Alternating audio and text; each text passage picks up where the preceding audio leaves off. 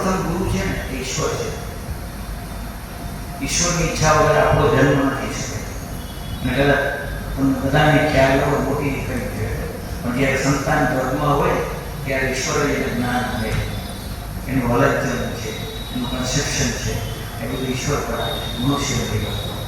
તો ઈશ્વર સૌથી પેલો ગુરુ છે જે તમને જ્ઞાન આપે.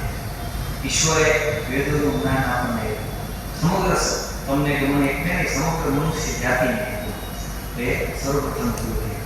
બીજી ગુરુ બેન એકદમ માતા છે. માતા તમને એના ગર્ભમાં 9 મહિના રાખી અને ત્યાર પછી જે કંઈ પણ સંસ્કાર સિંચનનું કાર્ય છે એ માતા કરે છે. જો પિતાને પેલો ગુરુ નથી કીધું, માતાને કીધી છે માતા છે. ત્યારબાદ પિતા આવ્યું જે તમને આંગળી ચાલીને શીખવાડે અને જે તમારું આર્થિક પાલન પોષણ કરે છે. ચતુર્થ ગુરુ, ચોથા નંબરના જે ગુરુ છે એ તમારા આ બેઠેલા ગુરુ છે એ તમને શિક્ષા આપે. તો કઈ શિક્ષા? ખાલી પુસ્તકમાંની શિક્ષા નથી, તો તમે ઘરે બેસીને કરી શકશો, પણ તમને કેળવણી આપે, તમારા શરીરનું, મનનું અને ચારિત્રનું ભણતર કરે. એ સાથે તમને એમ કહે કે કંઈ વાંધો નહીં બેટા તમાકુ ખાજે, તો એ તમારો સાચો શિક્ષક નથી. તમારામાં રહેલા દોષો દૂર કરે. હું ખાસ કહીશ કે લગભગ આ શાળામાં અમારી 30મી ગુરુ પૂર્ણિમા છે.